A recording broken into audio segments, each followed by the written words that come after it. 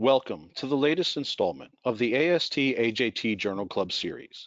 Today's Journal Club is hosted jointly by the AST Pediatric and Transplant Pharmacy Communities of Practice. Before we begin, I have a few housekeeping notes to help you engage with today's discussion. There is currently a viewership polling question displayed for the audience. Please take a moment to answer this question while we finish the remaining announcements. The Journal Club is being recorded, and the archive will be available on the MyAST website within 24 to 48 hours after the session. Please note that your lines have all been muted so that only the presenters can be heard for the archived recording.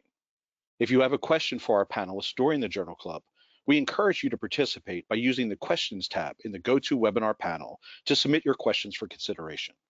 If there are questions we do not have time for, we will either answer them individually offline, or we will post the full question with the answer on the website following the Journal Club. Finally, when you log off at the conclusion of today's Journal Club, you will see a short survey to complete. Please fill out the survey to help us keep our content current and engaging. I will now turn the session over to our moderator, Dr. Justin Chen from New York-Presbyterian Hospital, to begin our presentation. Thank you, Brian. Welcome, everyone, and thank you for joining us today. My name is Justin Chen. I am the Clinical Pharmacy Manager of Pediatric Transplant at New York-Presbyterian Columbia University Medical Center. We will be hearing about and discussing the article titled 3-Year Outcomes from the CRADLE Study in De Novo Pediatric Kidney Transplant Recipients Receiving Everolimus with Reduced Tacrolimus and Early Steroid Withdrawal. This article is an important one to discuss, as it's the first randomized controlled trial evaluating the safety and efficacy of this regimen in pediatric kidney transplant compared to what I think a lot of institutions would call their standard of care, triple immunosuppression with tacrolimus, anti-proliferative, and long-term steroid. Today, I have the pleasure of introducing our two speakers on the panel to discuss the article. Our first speaker is Dr. Nicole Hayde, who is a pediatric nephrologist at the Children's Hospital at Montefiore and is the medical director of pediatric kidney transplantation. The second speaker joining us today is Dr. Robert Ettenger, who is a pediatric nephrologist at UCLA and is the medical director for the Renal Transplantation Service. So without further ado, I'm going to turn the presentation over to Dr. Hayde. Thank you, Dr. Chen. It's a pleasure to be able to share our study with you. I have no conflicts of interest, no relevant financial relationships to disclose. Next slide. Just some background. The long-term use of calcineurin inhibitors in pediatric renal transplant recipients is associated with several side effects, including chronic nephrotoxicity and metabolic abnormalities. In addition, corticosteroid therapy is associated with a host of side effects in children, the most debilitating of which is growth impairment. Everolimus, which is an mTOR inhibitor, in addition to reduced dose calcineurin inhibitors, have provided beneficial effects in adult kidney transplant recipients, but there is limited data on the experience with this regimen in pediatric patients. Encouraged by these findings, the authors designed an immunosuppressive treatment protocol using everolimus and reduced dose tacrolimus with steroid discontinuation beginning at 6 months after transplant. Before going into the study, we will first discuss some of the preliminary studies that led to the design of this study. Next slide. As you're all well aware, tacrolimus toxicity is a very big problem in pediatric renal transplantation. There are multiple side effects, and its use is associated with lifelong complications. These include cardiovascular, they do cause renal insufficiency, oncologic, primarily the development of skin cancer, diabetes, and electrolyte abnormalities. Next slide. Steroids are also, as I mentioned previously, well known to cause several side effects.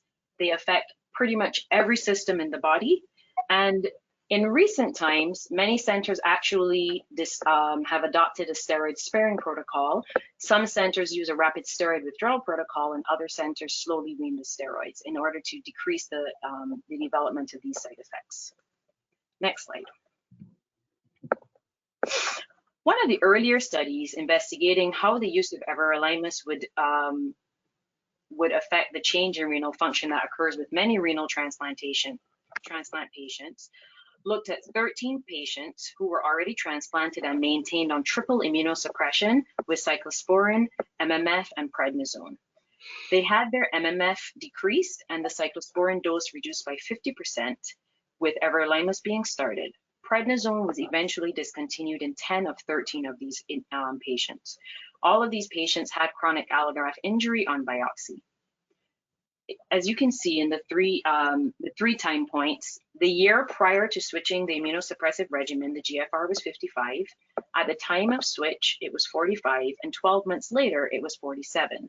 So based on this, the authors postulated that switching the immunosuppressive regimen could slow down the rate of GFR decline in patients, especially with chronic allograft injury. Next slide.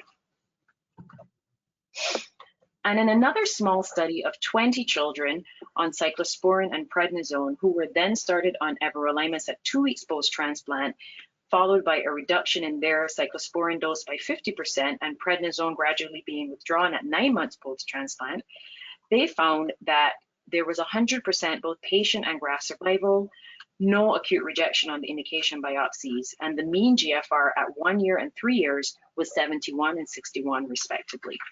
Next slide.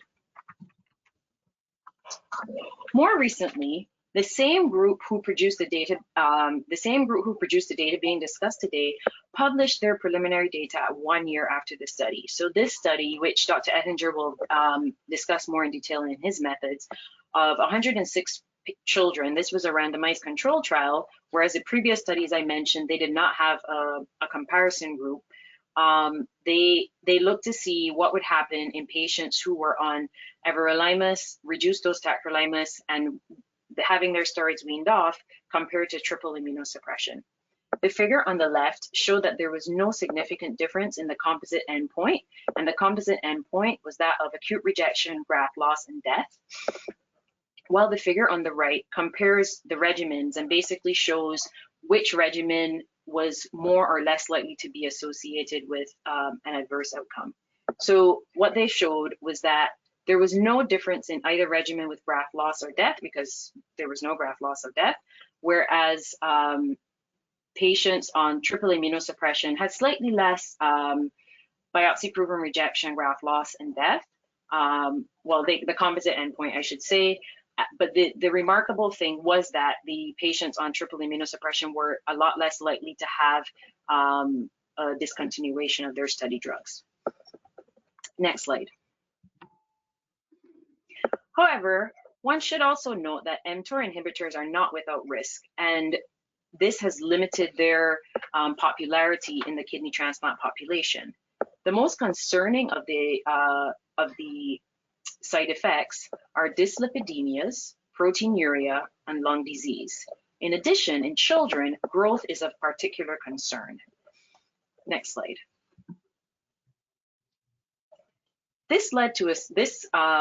These concerns led to a study looking at the effect of longitudinal growth on an everolimus versus MMF-based steroid-free immunosuppressive regimen.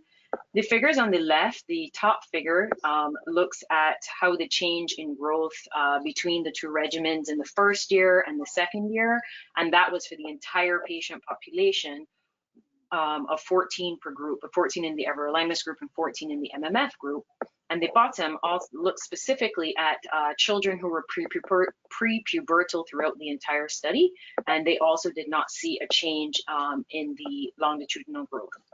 They did show that higher levels of everolimus led to a reduction in the improvement in the height Z-score. So this data showed that there was need for this, and all of the other studies I presented earlier showed that there was a need to have a larger study looking at the long-term effects of an everolimus-based immunosuppressant regimen compared to the standard triple immunosuppressive regimen.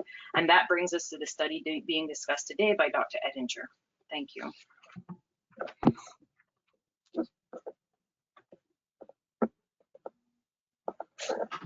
I guess I'm up. I'm going to talk this afternoon about the effect of everolimus and reduced dose TAC, along with early steroid elimination at 36 months.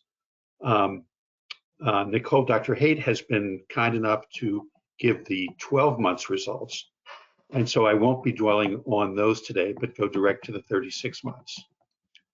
I have grant support, or had grant support from Novartis, and have current grant support from Veloxis and from Transplant Genomics, looking at the TrueGraph assay. So as Nicole said, the long-term use of CNIs is associated with a number of side effects, and steroids are associated with a host of side effects as well. And we'll discuss in detail growth impairment a little bit later. The use of everolimus with reduced dose CNI has been shown by Lars Papa and his group, superb group, suggested that a combination of low-dose CNI and everolimus might give excellent immunosuppression while minimizing CNI side effects and allowing for steroid withdrawal. And you heard about those results that Lars' group has turned out. So back, believe it or not, in 2010, Bokart Tunzoff, Patrick Newday, and I were drafted by the people at Novartis to try to design an immunosuppressive treatment protocol using everolimus and low-dose TAC with steroid discontinuation at 6 months. It took that long from then to now to basically organize the study, get it all together, and get the 36-month data out. And this points up some of the problems we have in peds transplantation, that it's difficult and challenging to get a randomized controlled trial together, getting the appropriate patient numbers and the appropriate support to be able to do studies like this. So this was termed the CRADLE study. We did not name it. The people at Novartis thought this was so cute that it was called CRADLE because it was for children. CRADLE is an acronym for something that I blotted out of my memory. But this was the first randomized controlled trial to look at everolimus and reduced dose TAC with early steroid withdrawal. By the way, you'll notice that I've put material in red. Since we go through these slides relatively quickly, I put what's important in red for you to focus on. That really is the thrust of the slides that I show. So as Nicole observed, the 12-month results achieved the primary objectives with regard to efficacy and safety, and they proved that this protocol would, at that point, functioned equivalently to MMF plus standard dose TAC. And so immunosuppressive efficacy was maintained. So we went out and studied these patients until month 36 to evaluate what is the midterm outcomes of everolimus and reduced dose TAC in this population. And we looked, in addition to the standard outcome variables, we looked at some secondary outcomes such as statural growth and pubertal development.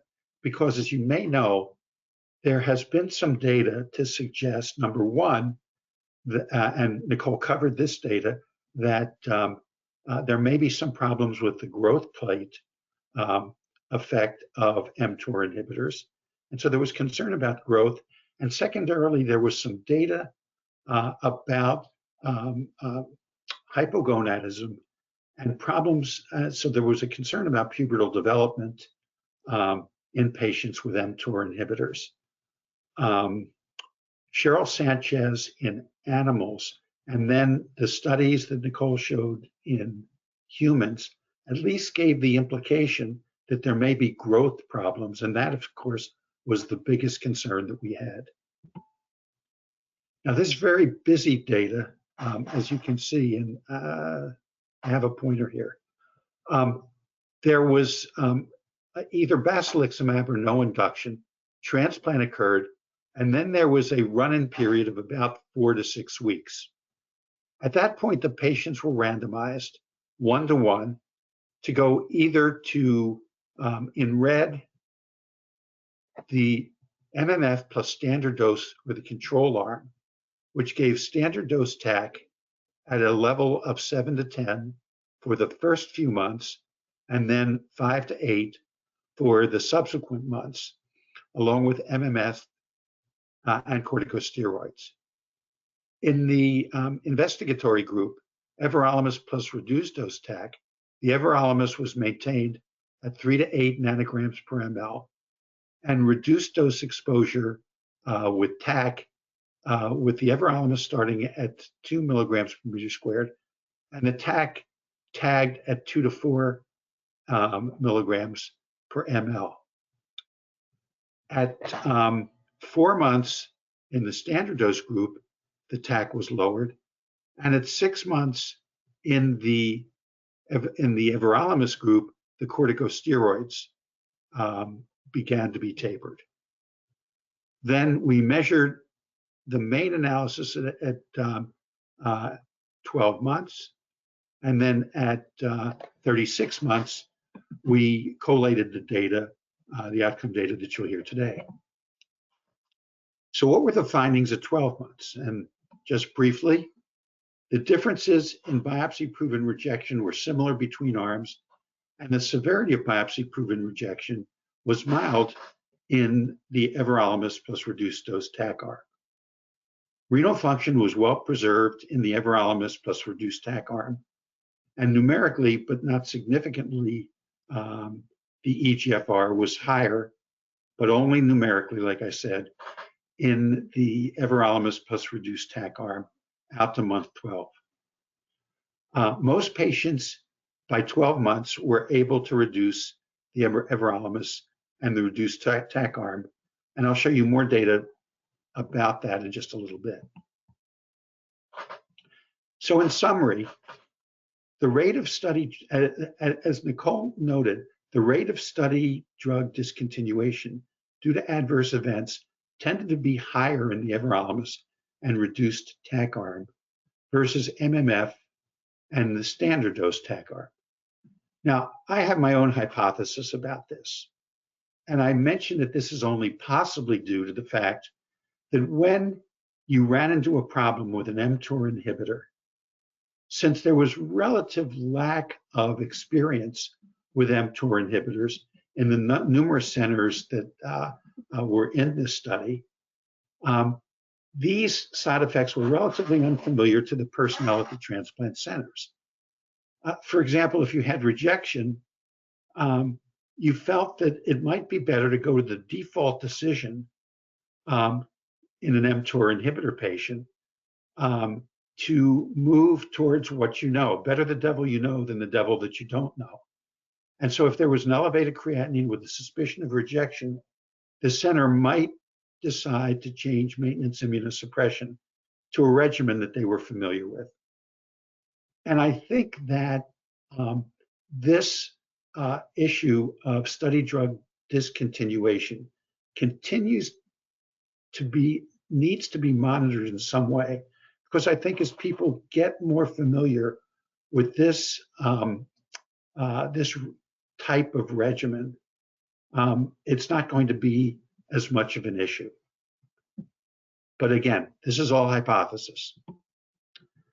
So what were the results of the CRADLE study in 36 months? And down below, I say, focus on the text in red for the salient points. So what were the co-primary objectives at 36 months? We wanted to look at efficacy. And as Nicole pointed out, since we had no deaths and no graft losses, biopsy-proven rejection turned out to be the major player in the composite efficacy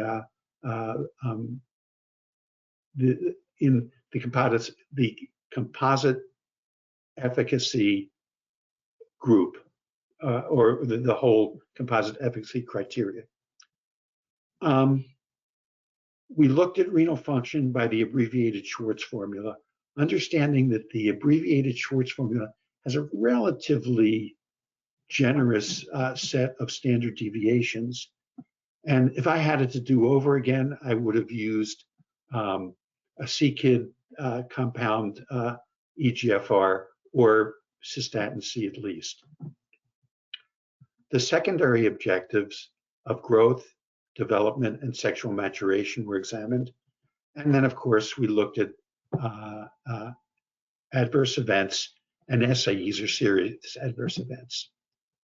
The patient disposition at 36 months, 52 and 54 patients went to randomization, and we'll go down to 3 and 5 patients continued the studies, where 20 and 22 patients in the everolimus and low-dose TAC arm were discontinued, 18 of which were adverse events. On the other hand, in the control arm, only 14 discontinued study drug, 9 adverse events. Thus, 47 patients in the study drug arm completed, and since this was an intention to treat, 30 were on the study drug. On the other hand, 51 completed the study and 40 were on the study drug.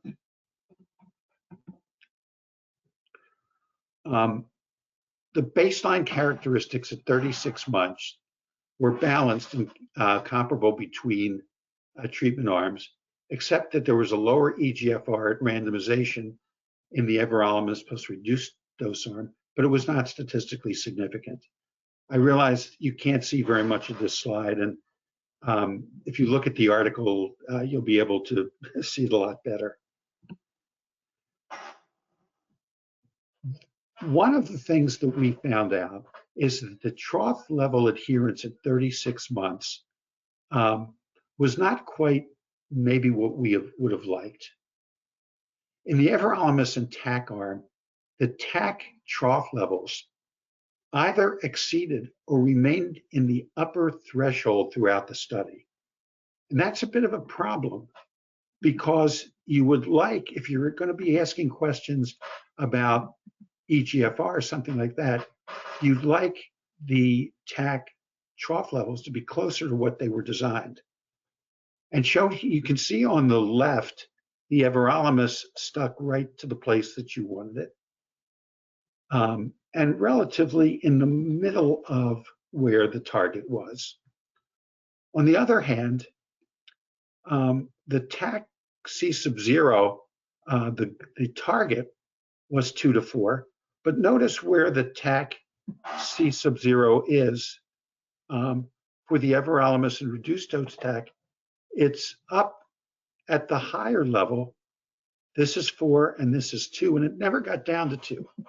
We found in both anecdotally in our patients that we have on everolimus and low dose TAC, we can easily carry them at 2 or either 1.5 of the TAC. So it was unfortunate that we really couldn't get it a little bit better, a little bit closer to the lower dotted line here, which is 2. The steroid discontinuation was supposed to start at 6 months. However, some didn't start it really until a little bit later. And this was a choice. Excuse me, let me go back a little bit to this slide that I just showed you. I think, and I think a number of my coworkers think, that most people, again, were a little bit nervous to run the TAC levels as low as we would have liked them in the study. And so out of an abundance of caution, ran them a touch higher than we would have liked. In the same way with the steroids, there may have been a little reluctance to start to lower them directly at 6 months. And so they really didn't hit a low percentage of patients being off steroids until about 9 to 12 months. However, most patients were able to discontinue steroids supposedly initiated from 6 months. Now, this doesn't say that the MMF and standard dose TAC could not have been lowered and taken off steroids as well. And it's very possible that this study has a bit of a bias in terms of improved outcome with the everolimus plus reduced dose TAC, because we didn't take the MMF plus standard dose TAC patients off steroids. So at 6 months, about 97% of the patients were on steroids, but at 12 months, only about 5.7%, and at 36 months, nobody was on steroids, as opposed to the MMF plus standard dose TAC, where about 3/4 of the patients were on prednisone. The composite efficacy at 36 months, and particularly the biopsy-proven rejections at 36 months, showed that there really was no difference, just like at 12 months, there was no difference in the incidence of biopsy-proven rejection, 9.8 versus 9.6. With regard to graft loss, there was one graft loss in the everolimus plus reduced dose TAC arm, and 2 graft losses in the MMF plus standard dose TAC arm.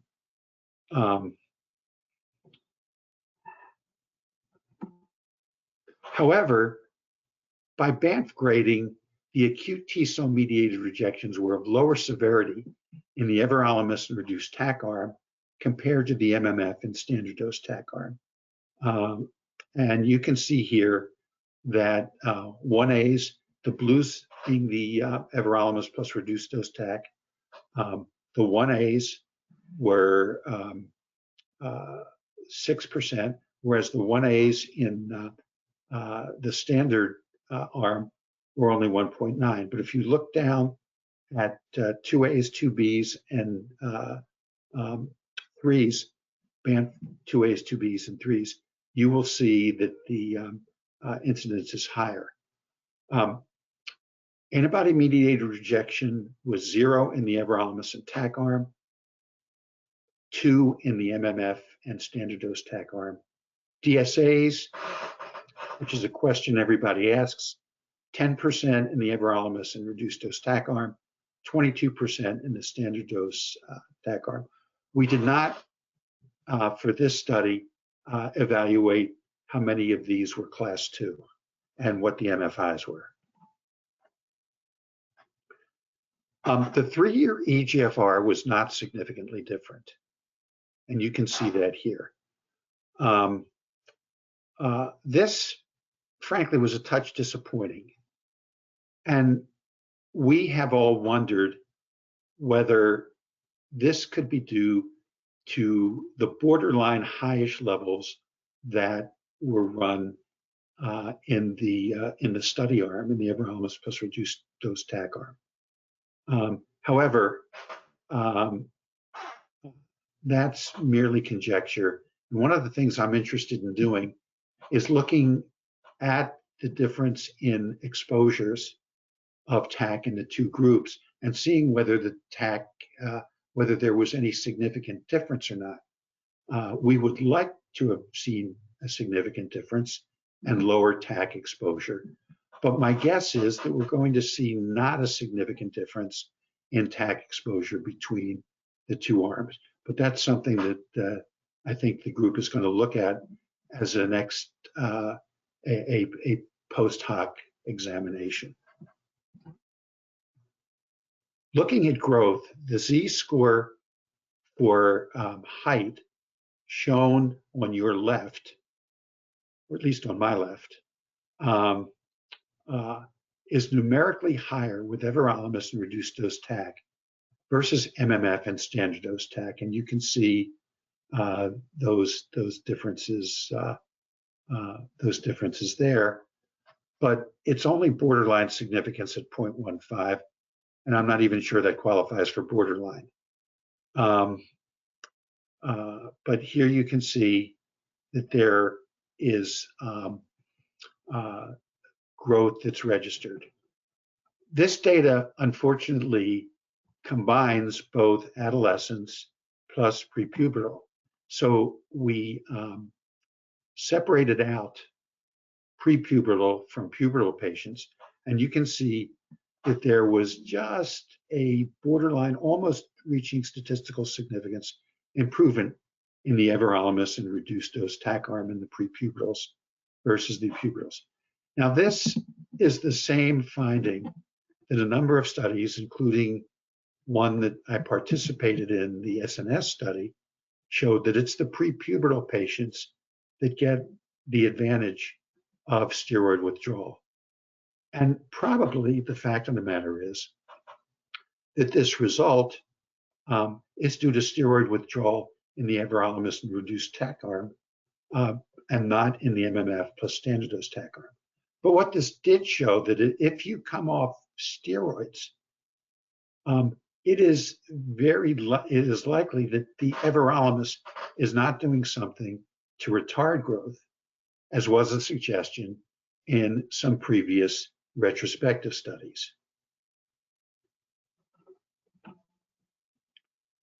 In sexual maturation, there was no meaningful differences between the treatment arms. The serum testosterone and other hormones were comparable between treatment arms in the overall population, as well as in pubertal and prepubertal recipients. So this data would suggest that it's not an obvious concern that patients are going to have retarded sexual development. Here's the data showing the overall safety. And you can see that there are more adverse events leading to everolimus and reduced dose TAC in the study group than in the control group. But a lot of these were adverse events that is very hard to chalk up to everolimus, such as fever or headache or abdominal pain. I put an arrow next to diarrhea because there was a marginal increase in MMF and standard dose TAC with diarrhea. And I point that out to say that one of the reasons that from a clinical standpoint, we have gone to a regimen of mTOR inhibitor plus low dose TAC is because MMF diarrhea has been relatively intractable, particularly in the younger kids, and having to take them off MMF and putting them on azathioprine or something has been somewhat suboptimal. And so we tend to go to everolimus or sirolimus plus reduced dose TAC. With regard to the lipid levels, the mean total cholesterol and LDL increased, while HDL and triglycerides decreased in the everolimus and reduced TAC arm. That was a bit surprising, and it didn't look like it was significant for the triglycerides. But given that the everolimus and reduced dose TAC, you would have expected the triglycerides to go up. This was surprising, and very few kids were on statins. There was okay. I'll leave that be for now. So in summary, the TAC trough levels in the everolimus and reduced dose arm either exceeded the targets or remained close to the upper limit of threshold of study, and that is a difficulty with the results of this study, that we can't really appreciate how we might benefit if the TAC levels were touched lower. However, the patients were able to be steroid withdrawal. The biopsy-proven rejection episodes were comparable between the two groups. If you will, it's sort of anecdotal and small data, but the biopsy-proven rejection episodes were a bit milder in the everolimus plus low-dose TAC group. The eGFR was comparable between the two groups. The change in the mean Z-score from for height at 36 months was higher in the everolimus plus reduced dose TAC, particularly, but all for all the patients really. It was in the prepubertal group. The endocrinologic assessments were within normal limits for all of our patients. The rate of drug discontinuation due to adverse events was higher in the everolimus and TAC group, which may create some concerns. There was no new type of adverse events that we uncovered with everolimus and reduced dose TAC.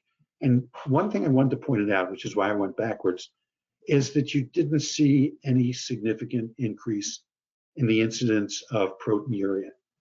And I think, that might have been just lucky, because I'm not sure what it is that guides the genesis of proteinuria in mTOR inhibitors.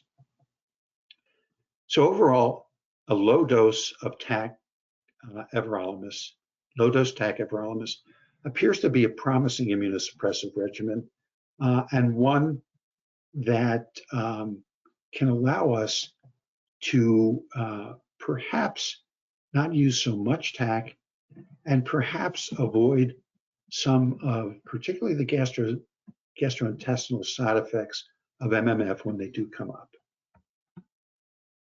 And so with that, I turn it over to Justin to field some questions. Thank you all very much for your attention. Thank you for trusting us with your time.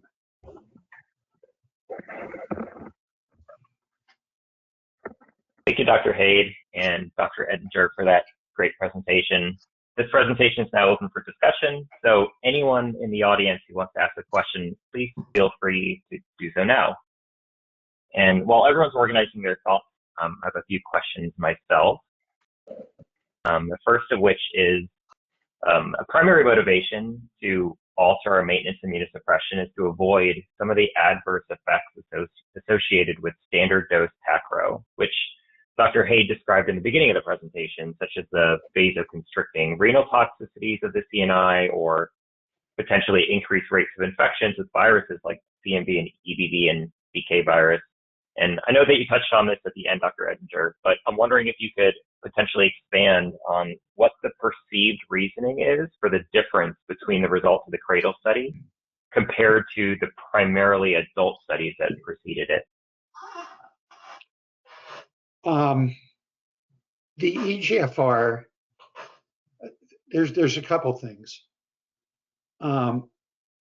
I would have preferred, if we knew then what we knew now, I would have preferred, number one, a more precise measurement of GFR, at least at 12 months and 36 months, rather than relying on the eGFR. And I did touch on that before as to, those studies that I would rather do, or even do iohexol. With regard, and so I think that the other possibility is that I would like to have seen more adherence to a TAC level of lower than 2. And as I said, one of the things that I'd like to do as sort of a phase 4 examination of this is to look at whether there was a significant difference in the TAC, the low dose TAC versus the standard dose TAC. If I was to make a bet, I would think that there was no significant difference. I wish we had done that for our study. So I think, no study is perfect, and this study certainly wasn't. But I suggest that we don't have all the information on whether the low dose TAC achieves the same benefit, GFR benefit, that the adults do vis-a-vis the standard dose TAC. I don't know if that's an answer. It's sort of a mea culpa. Yeah, definitely. Thank you for the reflection and thoughtful answer. We have a couple questions from the audience about adverse drug reactions. So, Dr. Hayde, what patient populations would you consider to be not ideal candidates for conversion to the everolimus-based regimen? And given the incidence of side effects with the everolimus arm of the study, is there any specific patient type that you would suggest to be not considered for this conversion to the everolimus reduced dose TAC? Yes, so patients who have proteinuria, everolimus and sirolimus can cause proteinuria. So patients who may have had a history, so if they have, say, FSGS and you're trying to determine if they may have had recurrence, those would not be good patients to switch. If the patients have significant hyperlipidemia that doesn't respond to therapy, or patients who are not eligible for therapy, some patients with colitis secondary to MMF, they can still get lesions with mTOR inhibitors. The other thing to consider too is the age of the patient. I mean, it's less of an issue in pediatric patients, but mTOR inhibitors are associated with, and this is for the wider community, for those who are not taking care of pediatric patients, it is associated with infertility. So if you have male infertility, I should say. So if you have a young man who is interested in becoming a parent soon, that patient would not be a good patient to put on everolimus.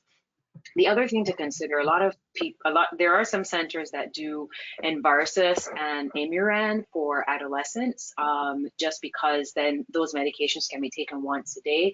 With teenagers, you have to take twice-a-day medications, and so this could be an issue in patients, not just teenagers, but patients who are less adherent to twice-daily regimens.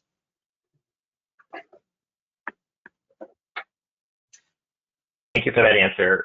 You bring up an interesting point about patients on alternative maintenance immunosuppressive regimens, potentially with once-daily formulations like Envarsus XR or Imuran. Can you, Dr. Hayde, expand on whether you believe that the results of the study could be extrapolated to a different mTOR inhibitor, such as sirolimus, which we often dose Q24 hours also? Different centers likely have their a level of familiarity with one mTOR inhibitor over another. And I think a fair amount of sirolimus is used here at Columbia. And I feel like this is always a topic that I hear frequently at meetings such as ATC. Is there a difference between the two agents of this mTOR inhibitor drug class? And could you extrapolate the results of the study to apply to sirolimus? I think that you can. I don't personally have any experience with sirolimus. The one patient, we have one patient who was on sirolimus. We don't follow him anymore. He was transplanted at another center probably, I think, like 20 years ago or so. And then we have a little boy on everolimus, and so I don't really have much more experience than that, but I don't think that there's a difference between the two drugs in terms of efficacy. Justin? Yeah. Justin? Yeah, go ahead, Dr. Ettenger. Yeah, we have quite an experience with sirolimus and low-dose TAC. We probably should put it all together. Where we use it is where we're getting side effects from the TAC and MMF, standard dose TAC and MMF. It's tolerated very well. Dosing can be a bit dicey because younger kids need to metabolize sirolimus quicker, and so you have to dose them twice a day. Unfortunately, in the literature, there's a disparity of agreement between when you have to dose them twice a day. Some thinking that it's below the age of 4 to 6 years. Others say it's below the age of 12 to 13 years. We tend to use the 4 to 6-year-old group to use BID unless we're not able to get good levels. Now, the other thing that's an issue is that sirolimus, when you get a level, it's more of a steady state level. And the pharmacokinetics are a little less sure, which is why we use BID when we need to. Whereas everolimus, it's a BID dose, which is problematic for the adolescents. But the pharmacokinetics are a great deal more sure. And we've done a fair number of studies on the PK of everolimus, and they have very much less percent coefficient of variation and intra and interpatient variability. So there are those concerns, and I prefer, in patients that I know are going to get BID, I prefer everolimus. With regard to the Envarsus and Imuran regimen, that there is still we're doing a study right now on the pharmacokinetics of Envarsus in kids, because to my knowledge, and I've been looking for this, there is no data that I found on the PK of Envarsus. The gold standard is going to be low dose Envarsus plus rather than Imuran, because I do have some concern. I have some concern of using an Imuran Envarsus protocol when we don't really have a good sense still of the Envarsus PK.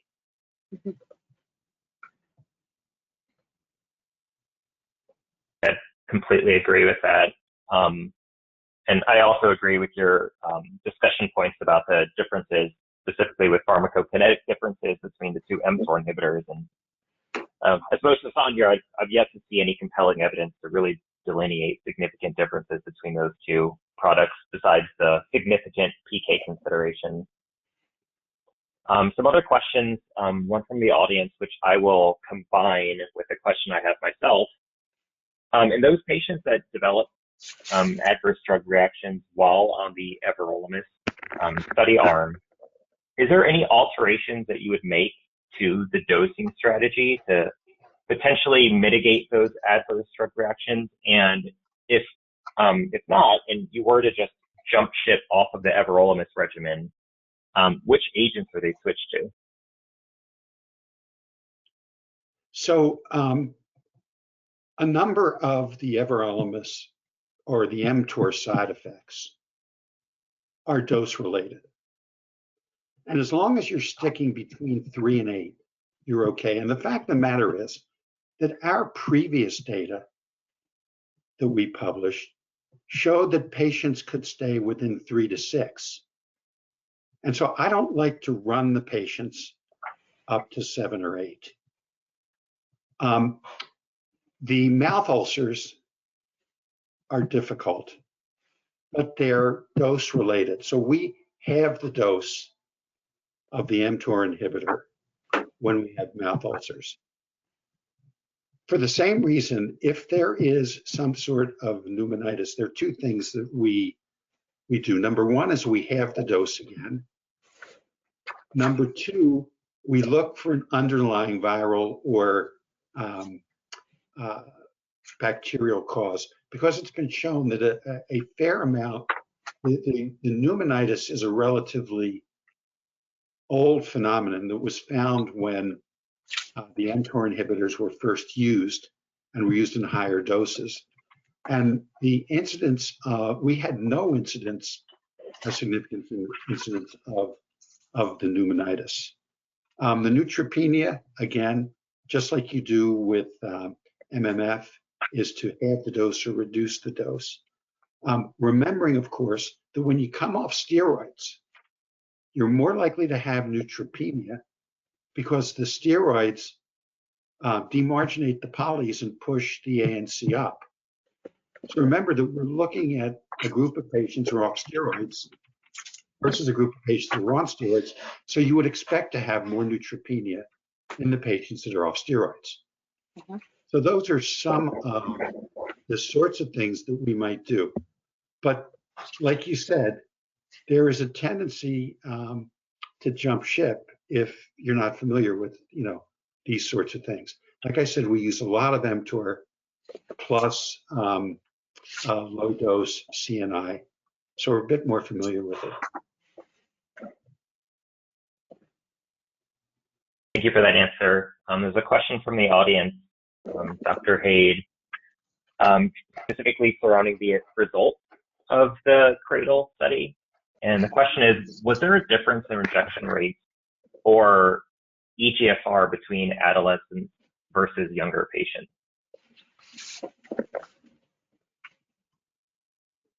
I would prefer if Dr. Ettenger answered that question.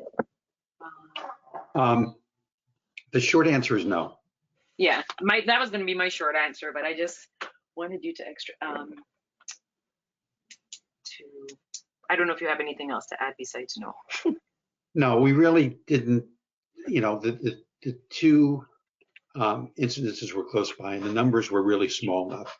Right. There is one other mea culpa that I have to give to this, reminding this study, that one of the things that we did not do is power the study to look at appropriate differences in target outcomes. Right. This is a descriptive study. We were able to do statistics on the differences, but the study is generally underpowered. The number of patients that would have taken it to power it were greater than what we could have gotten, and greater, frankly, than what the funding group would have tolerated. So we settled on these as a descriptive study, and it needs to be recognized as that.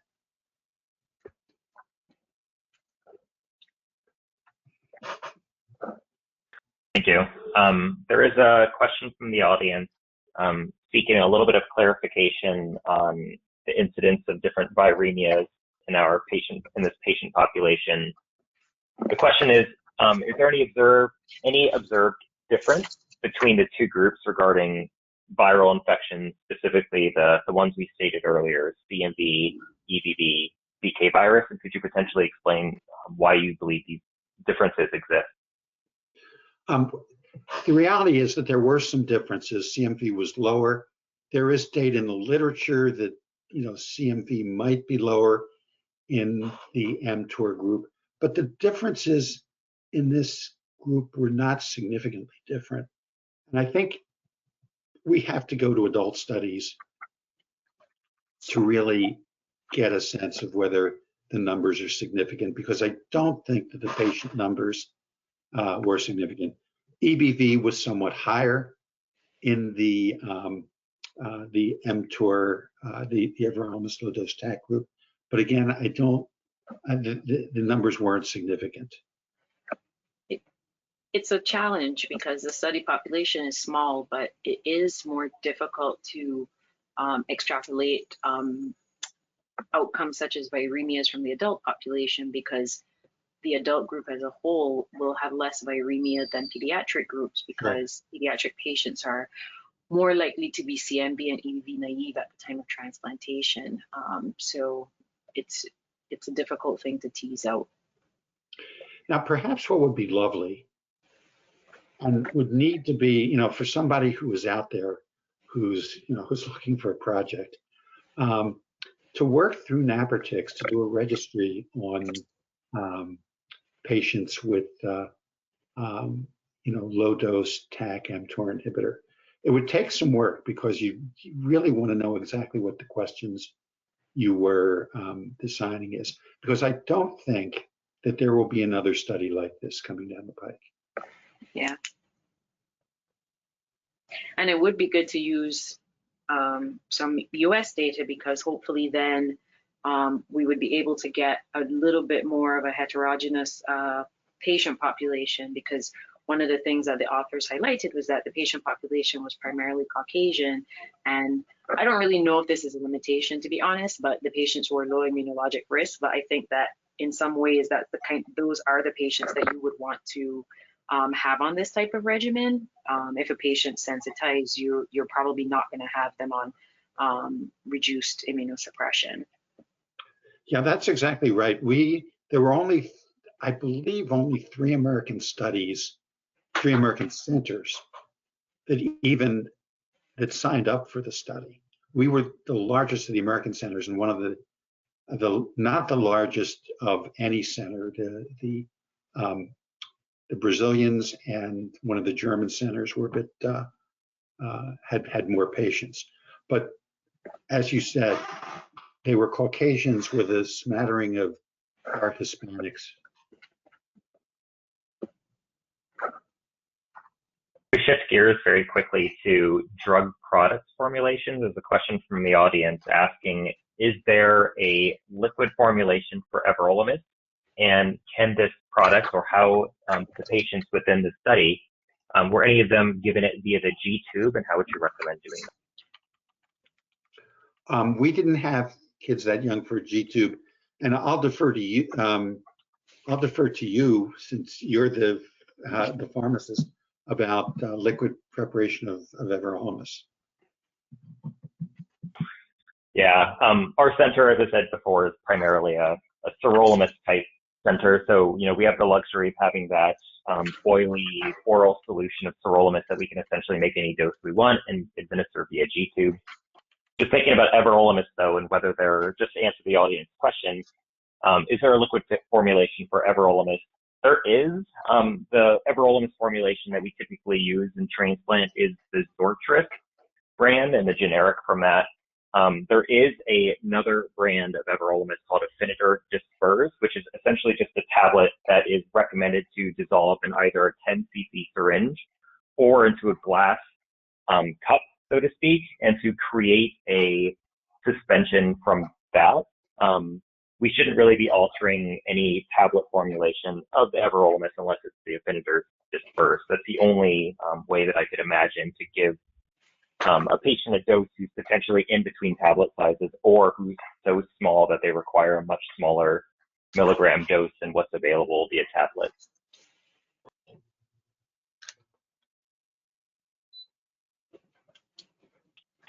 So we are coming up on the 1 hour mark. I can ask one last final question to the two speakers.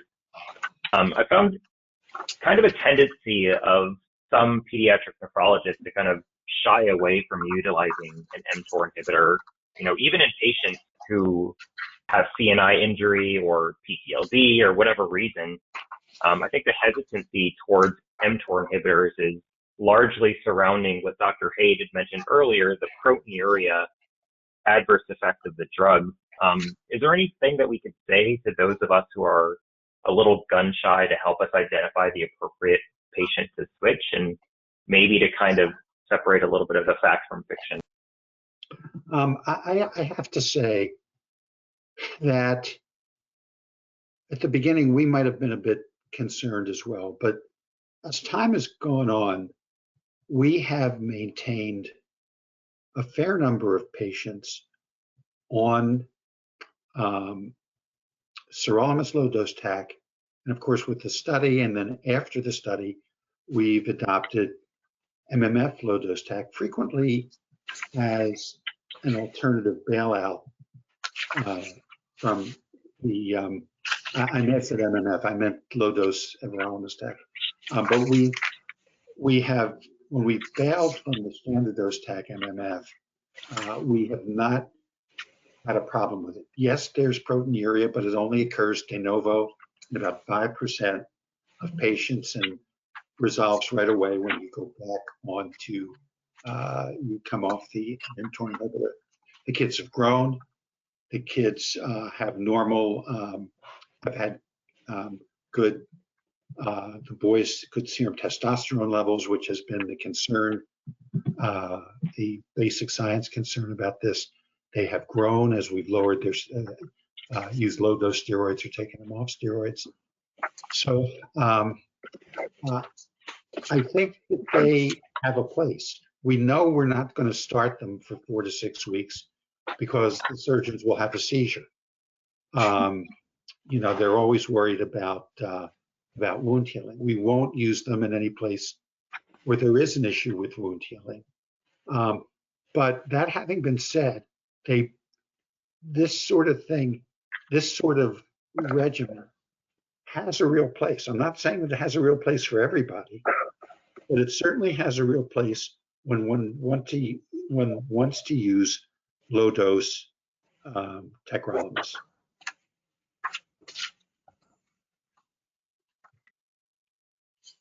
Thank you for that answer.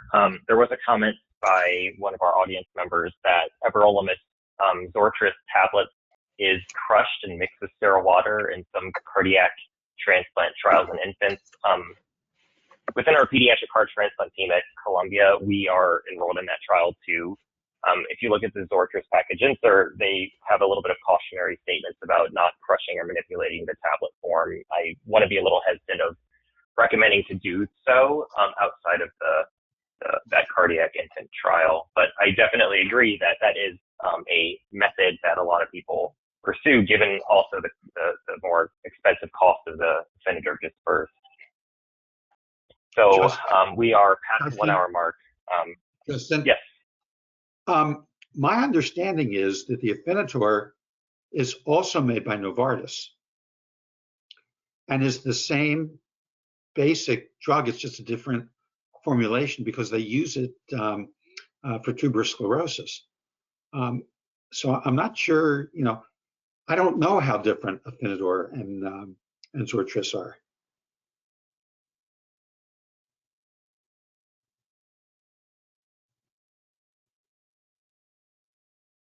Yeah, the base chemical is the exact same. Just the release kinetics might be slightly different if you're giving it in one of two forms, but there is a little bit of difference of price. We generally just, although we don't use it very frequently at Columbia, we try not to endorse switching between the two. And, you know, we usually get kind of a kickback from insurance companies to try to cover the disperse, so it continues to be an issue. So we're past the 1 hour mark. I'd just like to express my gratitude towards our two speakers, Dr. Hayde and Dr. Ettenger, for an engaging discussion and fascinating topic. I'd also like to thank our attendees for participating in the Q&A section. Thanks to Brian and everyone on here for taking time out of your undoubtedly busy Thursday to come and listen to this presentation. Thank you very much. Thank Dr. you. Chen. Thank you all. Thank you, everybody. AST would like to mirror Dr. Chen's words and thank our panelists, Dr. Ettenger, Dr. Hayde, and Dr. Chen, as well as all of our attendees for engaging in today's session. Please remember to complete the evaluation survey and visit myast.org/journal club to view our video archives and register for upcoming journal clubs. To learn more about AST's Pediatric Community of Practice and TxPharm Community of Practice, please visit myast.org/COPS or connect directly to the COP hubs.